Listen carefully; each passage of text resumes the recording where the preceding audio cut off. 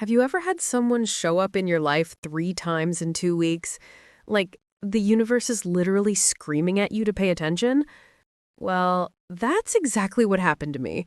And let me tell you, I should have ignored the universe.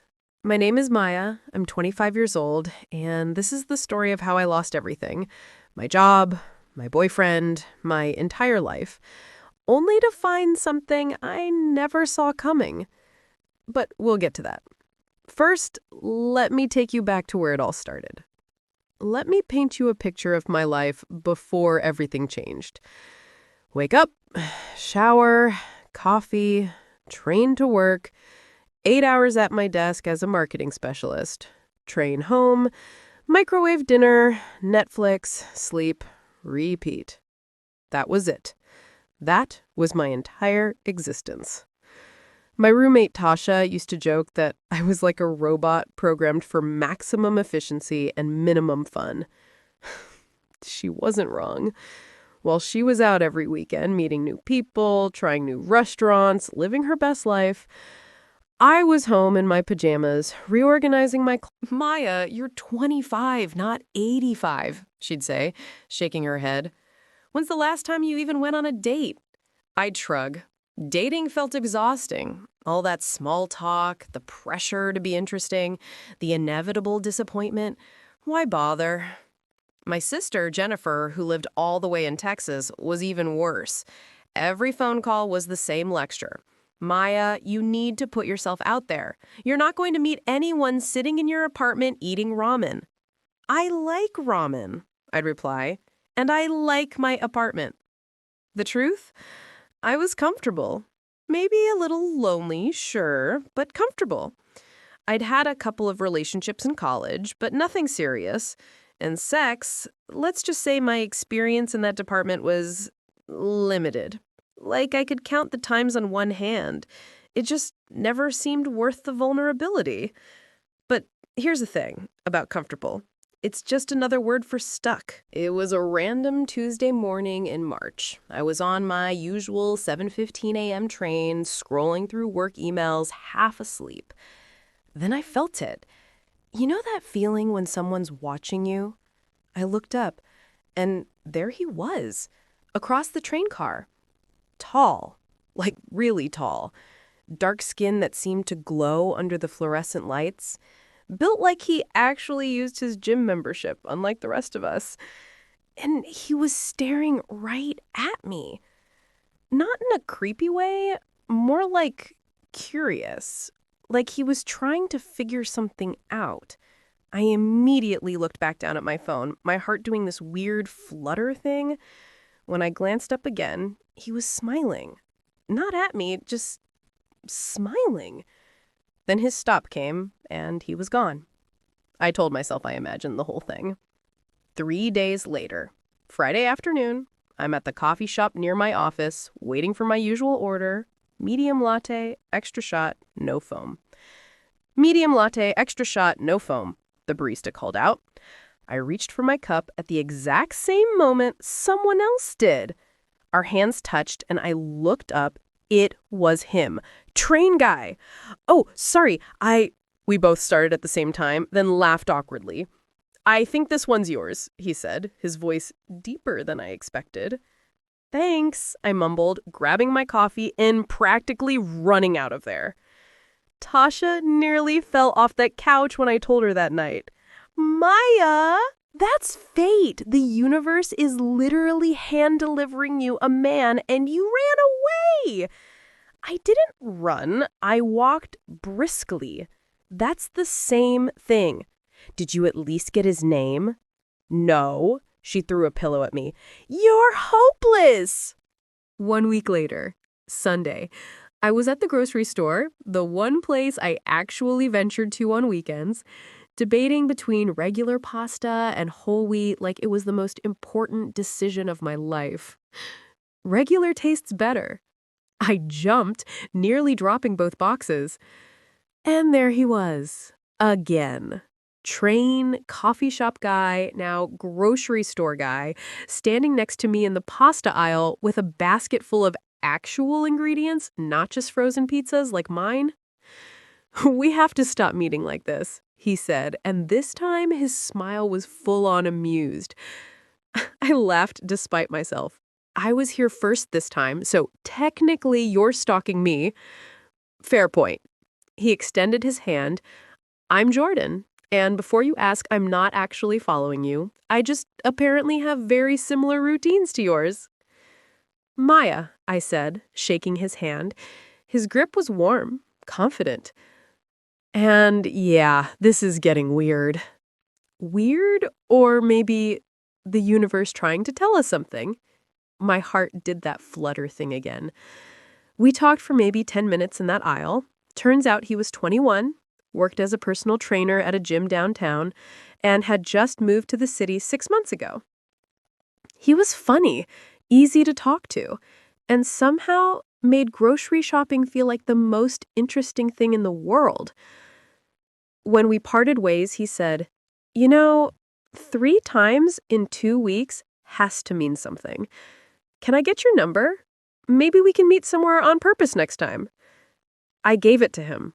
I actually gave it to him.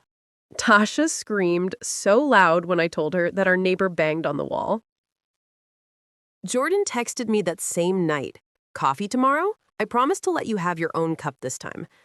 I stared at that text for 20 minutes before responding, "Sure, 2 p.m.?" The next day, I changed my outfit 4 times. Tasha was coaching me from my bedroom doorway like I was going into battle. "You look great. Stop fidgeting. He already likes you. He asked for your number." He probably asks everyone for their number. Maya, breathe. It's just coffee. I got to the cafe 15 minutes early because I'm apparently incapable of being casual about anything. I ordered my usual, found a table by the window, and waited. And waited. 2:15 p.m., nothing. 2:30 p.m., I texted, "Hey, still coming?" 2:45 p.m., no response. By 3 p.m., I felt like the biggest idiot in the world. Of course he stood me up. Guys like him don't actually date girls like me. I was just convenient, a way to pass time. I left the cafe humiliated and went straight home. Tasha found me stress-eating ice cream at 4 p.m. What happened? He didn't show up, didn't even text. I'm an idiot. Did you call him? If he wanted to be there, he would have been there. She hugged me while I cried into my Ben & Jerry's, feeling stupid for getting my hopes up. At 9 p.m. that night, my phone rang. Unknown number. I almost didn't answer, but something made me pick up. "Maya?" It was Jordan. He sounded exhausted. "Oh my God, Maya, I'm so sorry. I've been trying to reach you all day, but my phone died and I didn't have your number memorized and—" "What happened?" I asked, my anger deflating. "My mom, she had a fall this morning. I had to rush her to the hospital and everything's been chaos. I just got my phone charged and I saw your text and—" His voice cracked. I'm so sorry. I wanted to be there. I was really looking forward to it. I felt like the worst person alive. Is your mom okay?" "Yeah, she's okay now, just shaken up. But Maya, can I make it up to you, please?" We rescheduled for Wednesday, and this time he showed up. I'm not going to lie, the first few weeks with Jordan were magic. He was attentive, funny, and so different than anyone I'd ever dated. He introduced me to his friends, took me to places I'd never been, made me feel like I wasn't boring. Tasha loved him. "Finally, Maya's living. Look at you, going out on a Tuesday." My sister Jennifer was thrilled. "See, I told you. You just needed to put yourself out there." Jordan made me feel seen in a way I hadn't felt before. He'd text me good morning every day. He'd show up at my office with lunch when I was swamped. He'd pull me onto the dance floor even though I protested I couldn't dance. Yes, we slept together. It was my first time being that vulnerable with someone, and he was patient, gentle, sweet.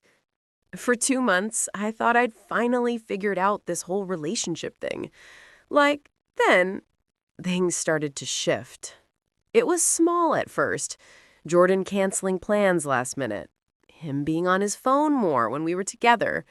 Me always being the one to reach out first.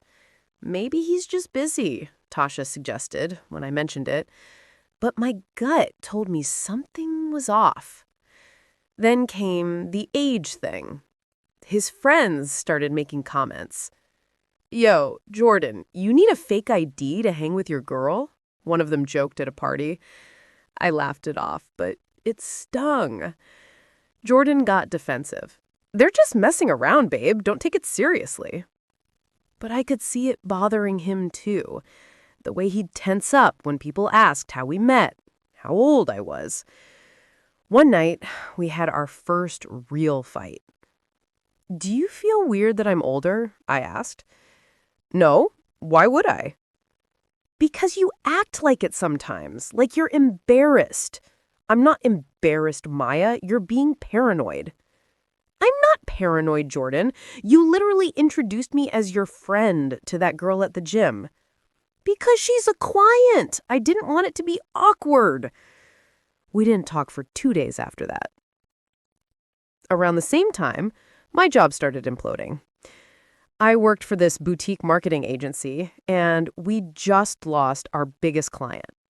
My boss, Sandra, was on the warpath looking for someone to blame. Guess who became the scapegoat? Maya, these campaign numbers are unacceptable, she snapped during a team meeting, singling me out in front of everyone. I followed the strategy we all agreed on. Well, clearly the strategy was flawed. You need to fix this. I was working 12-hour days trying to salvage campaigns that were doomed from the start. I was exhausted and anxious. I barely saw Jordan. When I did, I was exhausted and irritable. You're always tired, he complained one night. I'm trying to keep my job. Maybe you just care about work more than me. That hurt, because it wasn't true. But I also couldn't explain to him how scared I was of failing, of being fired, of losing the one thing I'd built for myself. We were drifting, and I didn't know how to stop it. It all came crashing down on a Friday. I got called into Sandra's office at 4 p.m. Maya, we're letting you go, effective immediately. I felt the floor drop out from under me. What? Why? The client losses, the performance issues, we need to make changes. But I've been here for 3 years. I've always hit my targets until this quarter. The decision is final. HR will walk you through the exit process. I packed my desk in a daze. 3 years gone in 15 minutes. I called Jordan, crying. Can you come over? I just got fired. Babe, I'm at the gym. Can it wait until tonight? Jordan, I just lost my job. I know, and that sucks. But I have clients booked until 8. I'll come by after? He didn't come by after. At 9 p.m., I got a text. Sorry, I'm exhausted. Can we talk tomorrow? I stared at that text for a long time, and something in me just broke. When Jordan finally came over the next day, I was done. I don't think this is working, I said before he could even sit down. What, because I couldn't come over last night? Maya, I had to work. It's not just last night, Jordan. It's everything. We're in different places in our lives. You're 21. You should be out with your friends, having fun, not dealing with a girlfriend who just lost her job and cries all the time. Don't do that. Don't make this about the age thing again.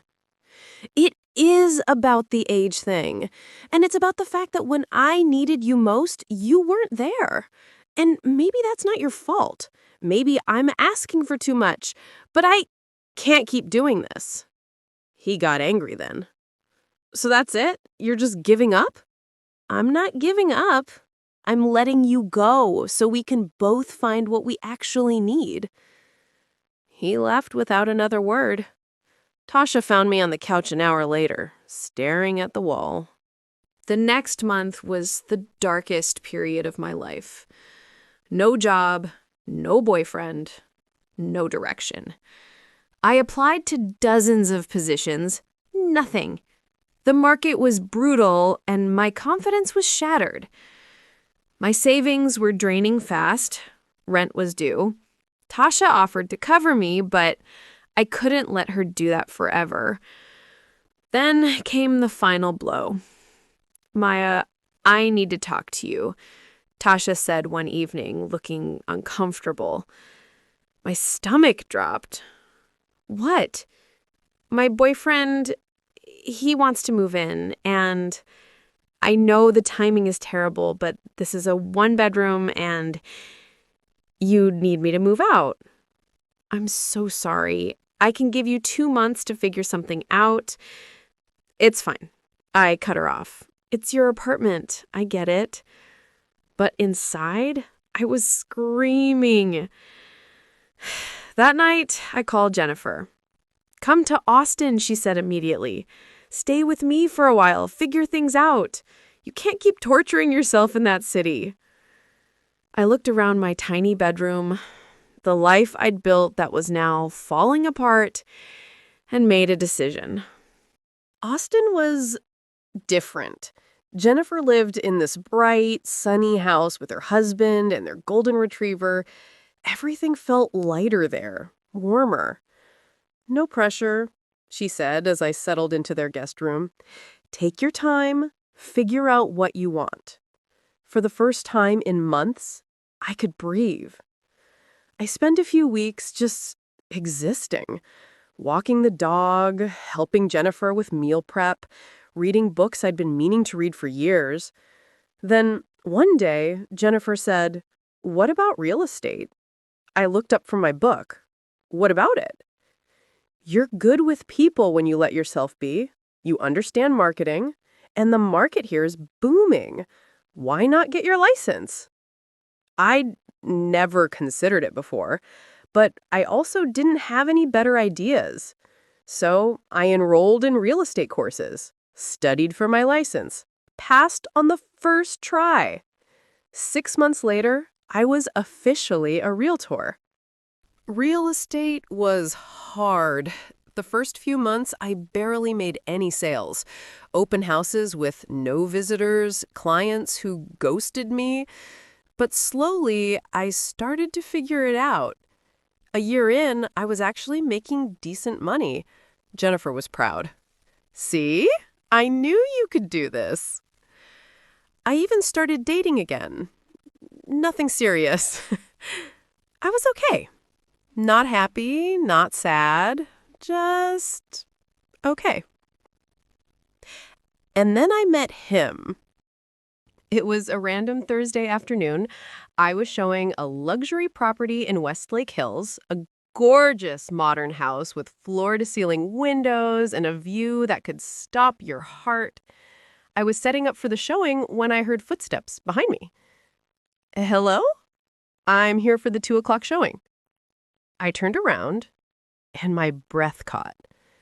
He was maybe 27, light-skinned, not super tall, but with a presence that filled the room.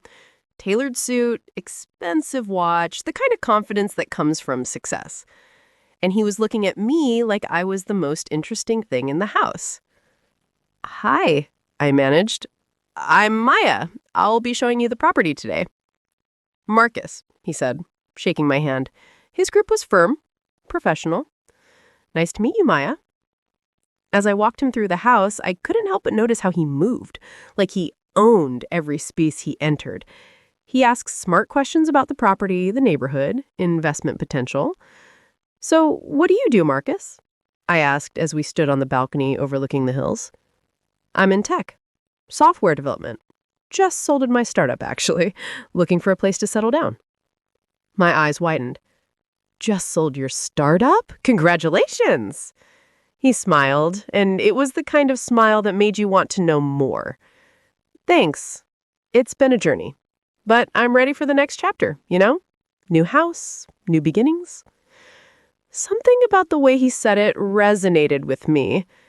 We spent 2 hours walking through the property. He asked about my story, how I got into real estate, why Austin. I found myself telling him more than I usually told clients about the career change, the fresh start. I didn't mention Jordan or getting fired, but somehow he seemed to understand the subtext. So you're building something new too, he said thoughtfully. I respect that. Not everyone has the courage to start over. A week later, Marcus made an offer on the house. Full asking price, cash, quick close. My broker was ecstatic. Maya, this is huge. This commission alone is more than most agents make in 6 months. I should have been thrilled. But when Marcus called me to discuss the details, my hands were shaking. So, about the house, I want it, but I have one condition. My heart sunk. Here comes the negotiation that ruins everything. What's the condition? That you agree to have dinner with me after we close. What? Dinner. You and me. Just to celebrate the deal. And maybe because I'd like to get to know you better. You know, outside of the whole realtor-client dynamic. Marcus, I don't usually. I know. And if it makes you uncomfortable, forget I said anything. The offer stands either way. He paused. I don't meet people like you very often, Maya. People who actually listen, who care. I'd be an idiot not to at least try. The next 3 weeks were a blur of paperwork, inspections, and final walkthroughs. Every time Marcus and I met, there was this energy. Conversations that went longer than they needed to. Glances that lasted a beat too long. Jennifer noticed. You're smiling at your phone a lot lately. It's just a client. Uh-huh. Just a client who's making you glow like that? I threw a pillow at her. But she was right. There was something about Marcus that made me feel like myself again. Not the version of Maya who was trying to be perfect or the version that was just surviving, but the real me. Finally, closing day arrived. We met at the title company, Marcus signed the papers, and just like that, the house was his. Congratulations! I handed him the keys. You're officially a homeowner. He looked at the keys, then at me. So, about that dinner. I smiled. When? Tonight? Unless you have plans. I didn't have plans. I never had plans. Marcus took me to this rooftop restaurant downtown, the kind of place with mood lighting and a menu without prices. We talked for hours about his journey building his company, the sacrifices he made, the moment he knew it was all worth it. About my journey too, the parts I usually kept hidden, the job I lost, the relationship that fell apart, the fear of starting over. You know what I think? Marcus said, leaning forward. I think you didn't lose anything. You just cleared space for something better. That's a nice way to look at it. I mean it. Look at you now. New city, new career, killing it. You built all this from nothing. I wouldn't say killing it. Maya. He reached across the table, his hand covering mine. The touch sent electricity through me. Can I be honest about something? Sure. When I walked into that house and saw you, my first thought wasn't about the property. It was, how do I make her want to see me again? I laughed, trying to hide how much his words affected me. So you bought $1 million house to get a date? Worth every penny, he said, grinning. After dinner, Marcus walked me to my car. The Austin night was warm, the downtown lights glittering around us. Everything felt surreal, like I'd stepped into someone else's life. I had a really great time tonight, I said, fumbling for my keys. Me too. He stepped closer. Maya, I know this is probably against some realtor code or whatever, but can I see you again? Like, not as your client, just as me? I looked up at him, this man who'd somehow walked into my life at the exact moment I needed someone to remind me I was worth something. "Yes," I whispered. He smiled that full, genuine smile, and then he kissed me. It was soft, tentative, perfect, like the beginning of something I didn't know I was ready for. When we pulled apart, I was breathless. "So I'll call you tomorrow?" "You better." I drove home in a daze, my lips still tingling, my heart racing. When I got back to Jennifer's house, she was waiting on the couch with a knowing smirk. So I think I have a date. Maybe more than one. She squealed and pulled me into a hug. "I told you, Texas was good for you."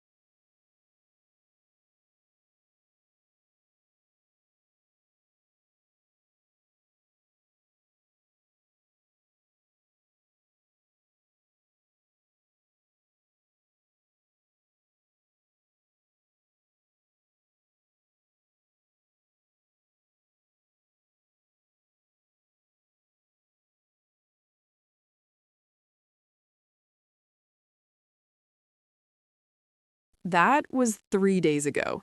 Marcus has texted me every day since. Good morning texts, funny memes, thinking of you messages that make my stomach flip. We have another date planned for this weekend. He wants to show me his new house, the one I sold him now that it's been furnished. Tasha yesterday called to check in. "How's Texas treating you?" "Good," I said, and I meant it. Really good. I haven't told her about Marcus yet. I'm not ready to jinx it. But here's the thing that's been keeping me up at night. Yesterday, while I was at the grocery store, different state, different store, but same old Maya buying her pasta, my phone buzzed. A text from an unknown number. "Hey Maya, I know it's been a while. I've been thinking about you. Can we talk? Jordan." I stared at that text for a full minute. Jordan. The guy I ran away from, the relationship that broke me, somehow finding me across state lines. I haven't responded yet, and tomorrow I'm supposed to go to Marcus's house for dinner. Marcus, who feels like a fresh start, like possibility, like everything I didn't know I was looking for. But here's the question that's haunting me. Can you really start over when your past won't let you go? Do I respond to Jordan and risk opening old wounds, or do I delete the message and keep moving forward with Marcus, hoping that this time I'm making the right choice? I don't know what I'm going to do yet.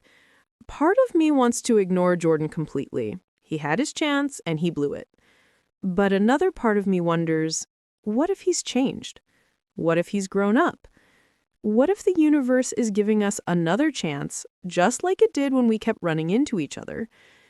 And Marcus, God, Marcus feels like everything I've been waiting for. But is it too soon? Am I ready for something real, or am I just looking for someone to save me from my own loneliness? Here's what I do know. A year ago, I was lost. No job, no love, no direction. I felt like my life was over at 25. But now, I'm in a new state, with a new career, new possibilities, and two very different men who somehow both see something in me worth pursuing. Maybe I didn't lose everything. Maybe I just cleared the path for something better. Or maybe I'm about to make the biggest mistake of my life. I guess we'll find out. So, what would you do? Team Jordan or Team Marcus? Or should Maya just focus on herself and tell them both to wait? Let me know in the comments. Because honestly, I need all the advice I can get. Thanks for listening to my story. If you made it this far, hit that subscribe button. Something tells me this is just the beginning.